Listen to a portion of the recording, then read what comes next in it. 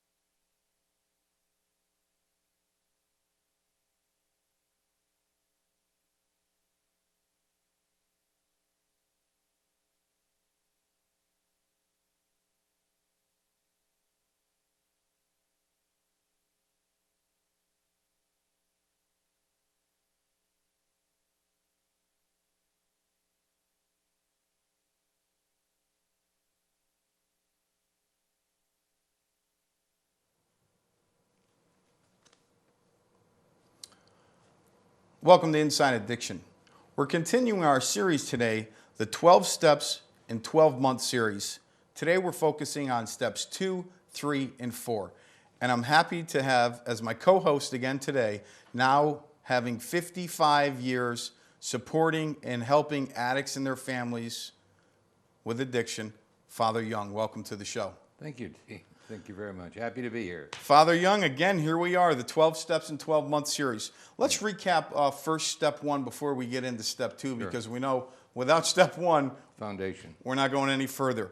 Admitting we're powerless over whatever the addiction may be and that our lives have become unmanageable. I remember last time we met, we talked about, and you really focused in on the element of denial, which is the biggest barrier to an addict receiving services as far as you're concerned. Absolutely, yeah.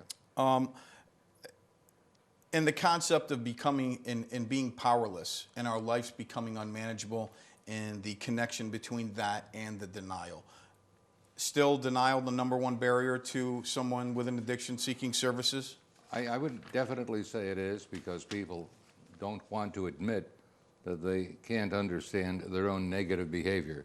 It just happened, something else caused it, and we try to take and say, wait, time out. Working behind bars for 33 years, I would often look at the last 15 years of my life, and I would stay by the truck trap. And staying there, I would watch the guys come in. Now, you're near the Hudson Correctional Facility, and they have those truck traps. One gate closes before the other one opens. And then the bus comes in from reception, and I foolishly look at them and I say, what color pants you got on? Well, naturally they're green because you're an inmate. And I look at them and I said, why did you like that? I said, and he'd look at me like I'm crazy, saying, well, why would you ask that? I said, well, why did you volunteer to come in here? For the room and board? Yeah. And I would try to get them all angry with themselves and then try to find out, well, why did you come in here? I've got your rap sheet here, and your rap sheet tells me that you did a lot of nasty things, with about 93% of those coming through that truck trap with a record of somehow, somewhere, some way of being caught in the deal of addiction. Absolutely. And therefore, I try to find out and then hear the denial, because they always have, I didn't get this, I didn't get that, I got a bad break, I got this. Wrong place, no one wrong wants time. to admit, yeah. And therefore, I always put them on the gun a little bit and try to talk with them in a sincere way and ask them a lot of foolish questions. And I would hear some foolish answers. Sure. So let's move on to step 2. Came to believe that a power greater than ourselves could restore us to sanity. This is an interesting one because if we need a restoration to sanity, at some point we have to look at the element of the insanity of the disease and the power greater than ourselves. What is a power greater than ourselves? How would you explain that? Well, you go back into the idea that when you're floundering around, then you begin to talk about why, and then you try to pin them down. In my mind, I try to pin them down. I try to sit there on the bench every day for about 3 hours and meet the new people coming in and try to say, now, how come you need this clinic opportunity, or how come you need this halfway house or this treatment program? Why do you think you need this? And then you hear the story. And then you try to say, now, there are people there that have been winners, and now these winners will help you understand a better opportunity of recovery. So maybe they can help you. Maybe it's some other way that you can get help. Whatever way you can get some power to help you to become a better person, let's go into that. But getting them to transition into that mindset is not easy. So this is the concept of a higher power, Yes, higher than yes, oneself. right. And I've heard it explained because a lot of times initially when people enter the recovery process or even getting abstinent, there's a struggle with the connection between higher power and the semantics of the word God. So I've heard some people utilize the rooms of 12-step programs as a higher power. I've heard people saying, hey, a doorknob could be your higher power, something greater than yourself. What do you think some of the barriers are to coming to the conclusion and internalizing that there is something greater than ourselves? Because as a recovering addict and working with addicts, more times than not, I see the concept of the don't you know who I think I am, or the great I am. I'm not much, but I'm all I've got. And so there being something greater, a higher power, and then a higher power that can also help us and not necessarily a punishing higher power. Like, you did this, this, and this. You mentioned rap sheets. Yeah. So, I've never viewed, for example, my higher power, I choose to call God. I've never viewed my higher power as a punishing God. I've viewed it sometimes as a God that I don't necessarily understand, but I've also learned that in recovery, faith and trust in God and in the unseen, and that all things work together for my greater good, is something that I have to catch on to fairly quick, or I'm going to continue to struggle with step 2. So what do you think some of the barriers to someone believing in a power greater than themselves? Too often I find out that people want to blame it on that outside kind of problem that they felt that they were caught with, whether it be a job, whether it be a kind of problem with a relationship, whether it be any other kind of outside entity, because it's two ships passing in the night. They're going in different directions. They don't want to admit that they're not the problem. I always would play a game when I was working, and again with many of the courses, I'd have a mirror in my pocket. I'd pick out the mirror and here's the problem. When they would go into their pity bag, I would show them the mirror and say, have you seen the problem? There's the problem. And it gets them to wake up a little bit. You got to get them to begin to accept the problem that they have. And it's not easy to get them to admit, to accept, and then to surrender to what they need in recovery. They frequently will delay it. They'll spontaneously go into another topic. They'll change the topic. They'll go in a different direction, and they won't admit, accept, and receive the information that they need to. Step 3, made a decision to turn our will and our lives over to the care of God. And I think here again is a big piece here, and that's why understand them. I underline it, as we understand Him. Turning your will and your lives over to the care of God as we understand Him. First of all, the barrier to turning one's will over. When I think of if someone were to ask me to turn my will over and my life over, the first thing I'm going to think as an addict is that's going to put me in perhaps a compromising position, and I may become vulnerable. And I don't want to be vulnerable. So let's talk about the decision to turn our will and our lives over to the care of God as we understood him.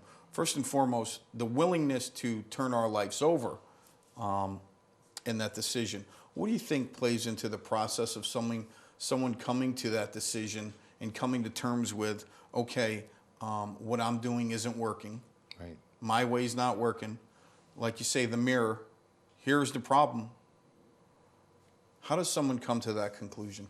Well, we have many ways that can happen, either in a volunteering kind of information that you wanted and needed, but there's a difference here between the want and the need. Many people will feel after they take their own inventory that they need, but they must want it to really make a difference in their life. And that's a very, very big transition. But I do feel that there are many other things that have to happen, because if you're taking God as you understand Him, you have to be able to be open to many things and many ways that that can happen. Big thing right now is mandated kind of references to a treatment program. The judge, the employee assistance program, the student assistance program, they might be able to get the person, tap them on the shoulder and say, you know, really, you could be a better person, you could have more potential, you could do more things with your life than drink or drug. Sure. So it's often an outside source. I always had a lot of success working in the chaplaincy of the Senate for 55 years too, when they would say the senator or the person needs help. But now, Father, please tell him that if he doesn't accept the help, we'll fund his primary opponent. And then all of a sudden he then said, maybe when you tell me that I need to go, now I understand you now, Father. Yeah. I need to get the care. So do you think someone necessarily has to make that decision to turn their will over? Or do you think that decision can be made for someone and they'll have just as equal, if not better, results? This is where we get into the concept of a mandated or a non-mandated person. I hear it all the time. I don't have to be here, and I have all I can not to say to someone is just because someone's on probation or parole, everyone is mandated by their addiction. So do you think sometimes that decision to turn someone's will and their lives over, if that's made through the criminal justice system or an outside influence such as EAP, such as student-assisted programs, or even a family member who may participate in some sort of intervention and say, hey, if you don't turn your life over, we're going to take our lives away. How do you think that differs as far as the decision to get help and to turn someone's life over? Well, it can vary because you've got the high bottoms who are thinking differently from the people that are in the lower. Because right now, anywhere you go, you're going to find if you're not spending the government money in the right kind of way, you're going to be mandated to think about how, or you're not going to get that kind of assistance, whether it be at DSS. There's a bill right now in the legislature just on this topic about a food stamp card that you're going to get clobbered if you spend it the wrong way. You're going to get into a violation and you're going to get it cut off.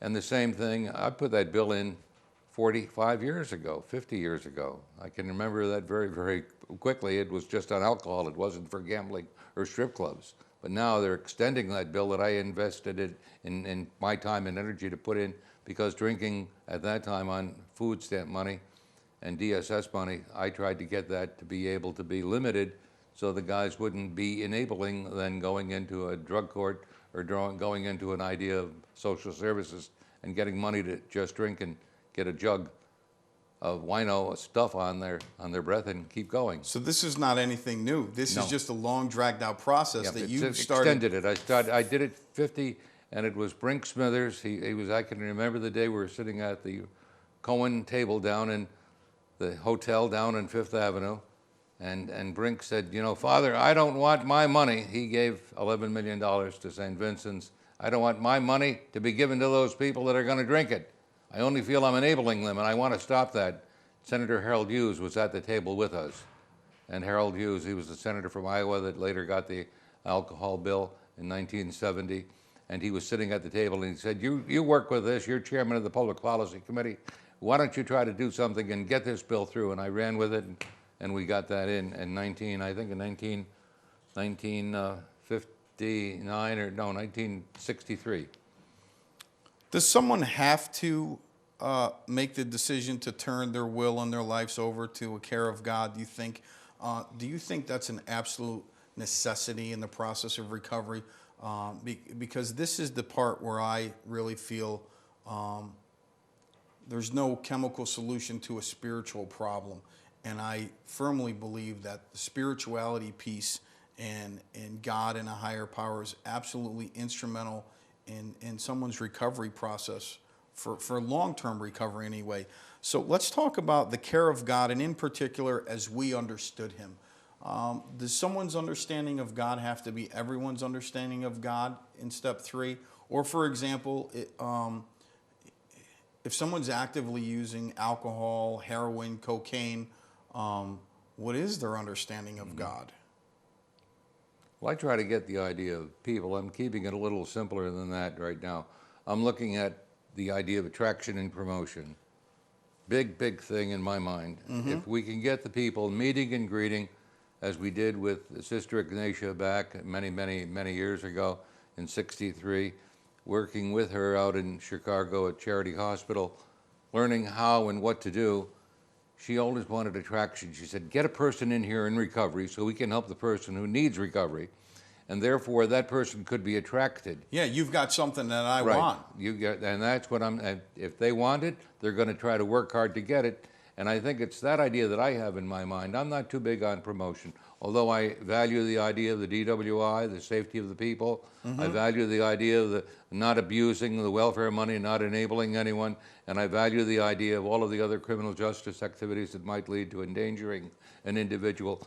But I do think our key is to try to maintain the principles of the fellowship with the idea of mandating nothing, but getting people that will attract others to the same kind of reward of what recovery does, the potential of being able to be fulfilled and get that dignity of a paycheck. Absolutely. How about as a person in early recovery may have a hard time believing in God and may believe if there is a God, how could he allow me to suffer as I did while I was actively using? Do you think that's a barrier to step 3? Well, there are a lot of barriers to all of that we know. I think, the God as we understanding on it, we're aware of the problems that people have reaching out to get help, and any kind of excuse they could use to avoid it, I think I've heard. Yeah. And I just sit there and I listen to the new ones and I said, don't surprise me now. I've been around for 55 years. I'm doing the same thing and listening to this and participating with the fellowship and knowing what, of course, they need, and then trying to get them to buy in to see the benefits of recovery. I try to sell the benefits of recovery, the dignity of being able to be a better person, to fulfill what you want to do by way of recovery, and that being a door to a happier life. Step 4, made a searching and fearless moral inventory of ourselves. Easier said than done. Moral inventory. Now, I think that can be a scary thing for anyone, people in or out of recovery. But as far as somebody that's fresh off the block, literally, physically and literally, some may think, first of all, morals, I had no morals when I was using, or no way, you have no idea how bad of a person that I am. So let's talk about step 4 and the process of making a search and fearless moral inventory of ourselves and why you think that's important. Well, I try to take away the weight of the idea of the guilt. And I try to talk about predisposition, and I try to talk about dopamine, the endorphin rush, the idea of the mesolimbic area of the brain, the neurotransmitters going into the brain and then being caught by the receptors and then getting you do stupid stuff. So to me, I feel that there's a lot of ideas here that I need to get across so a person can take away the guilt and begin to be free then to take an inventory. Because if you feel the guilt, you're not going to come out and express yourself in a willing way. You're going to be able to, yes or no. I don't need the yes or no. I know what the problems are, but I need you to understand that you're not the bad person that you think you are, that you are a person who's been caught with a progressive, insidious disease. And that progressive, insidious disease, don't Don't go that way of picking up a drink and a drug to satisfy that. Don't do it. We've recently heard of the story of Huffman, and he was meeting the need of that pleasure to take away the pain. And that's a very, very important thing. Don't get caught by the monster. The monster will devour you. The line of compulsion goes right up to the line of tolerance. And when that crosses over, you're caught. And you've got to get away from being caught. You've got to be able to maintain your freedom. Do you think step 4, the searching and fearless moral inventory, could be somehow misconstrued as addiction being a moral issue? I certainly try to avoid that. I think it's an inventory we need to take, and I think that's why they're repeated in the 10th step.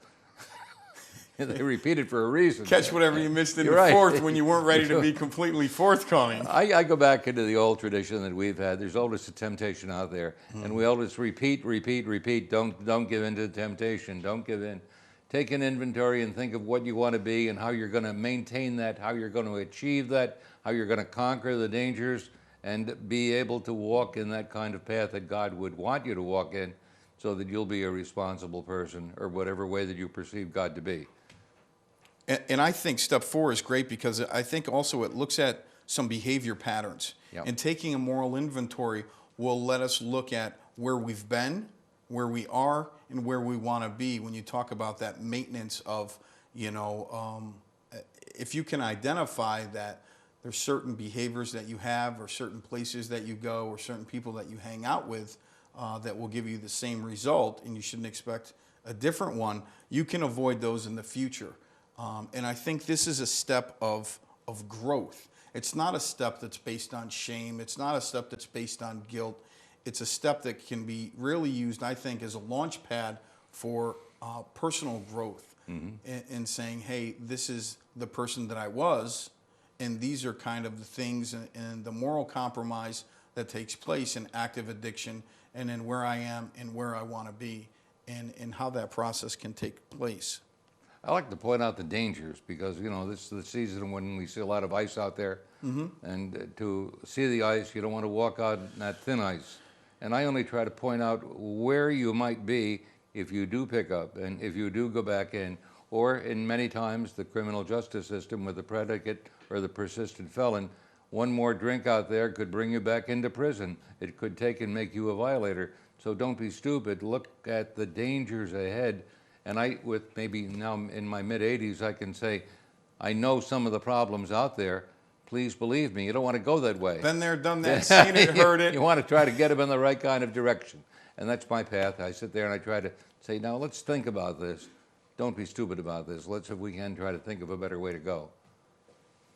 What are some of the difficulties you think people have with doing a 4th step, as far as, that fearless, which I think also is a key, the fearless inventory, not just looking at the surface stuff, the good, the bad, and the ugly.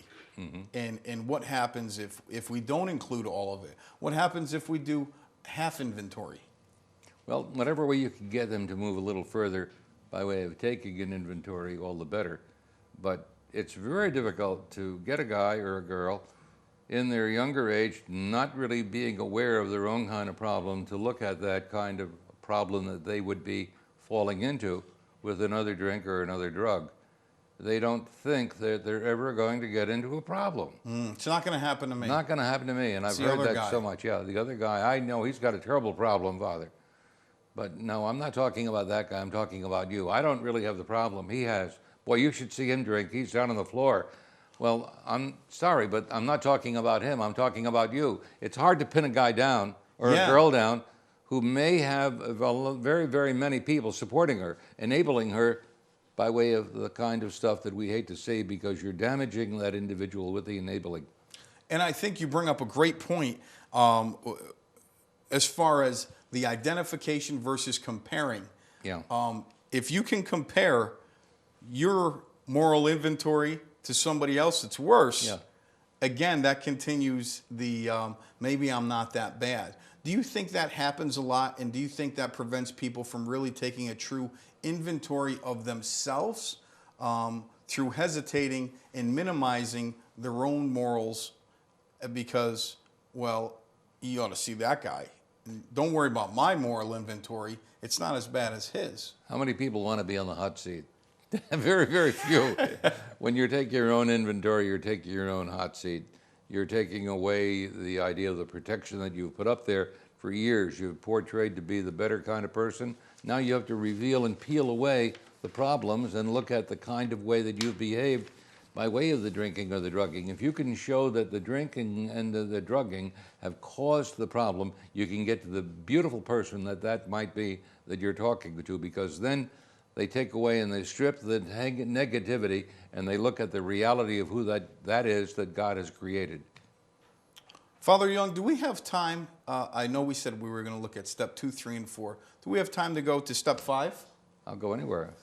Okay, so let's go into admitted to God, to ourselves, and to another human being the exact nature of our wrongs. Yes. And this is almost a follow-up to step 4 and what we were talking about. Here's a question. It's hard for a lot of people to admit they're wrong. Like you said, who wants to be on the hot seat? They may have a fear of being judged.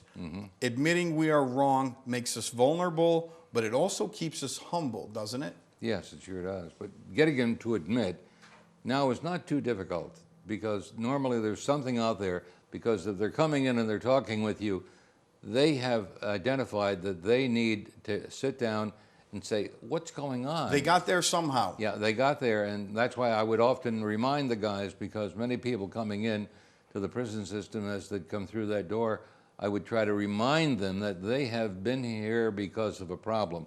Now, I know the problem. I got the rap sheet right there. But in the name and game of the other people that are coming in every day to me and knocking on my door for about 3 hours on a bench, I sit there and listen to the new guys and gals coming in. And as I do that, it amazes me how they have to look at the first need of admit, but then they have to begin to accept. And then the third thing, of course, is surrender. And how many people want to surrender and say that their life is unmanageable?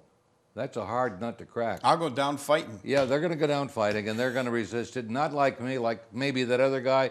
Maybe you're perceiving that I'm the kind of guy that can't control my own problem. I can. Well, you haven't proven it to me.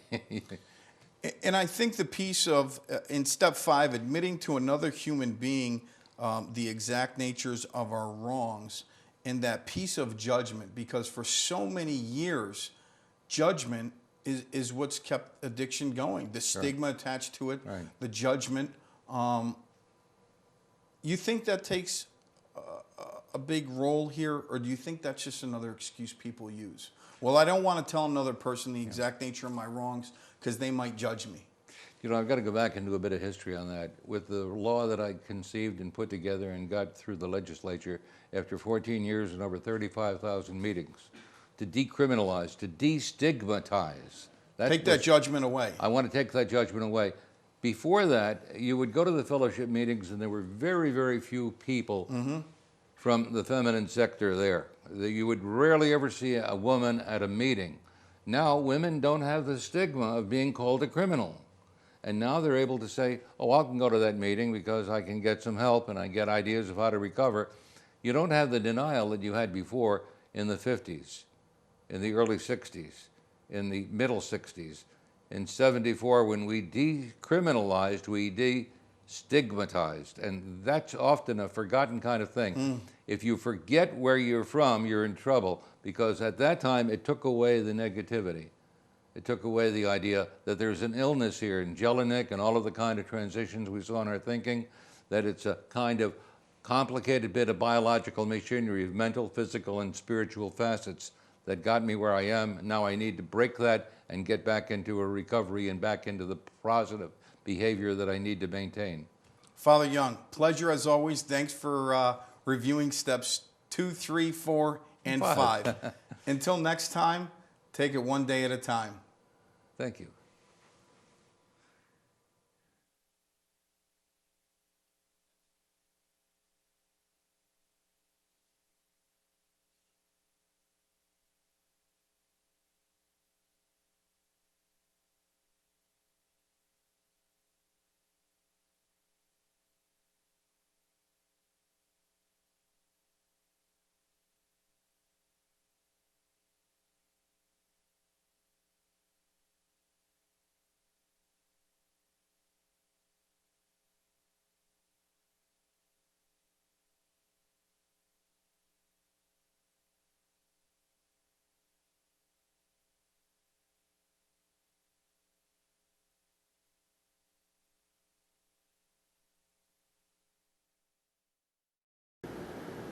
Welcome to Colonie TV, the governmental educational channel for the town of Colonie.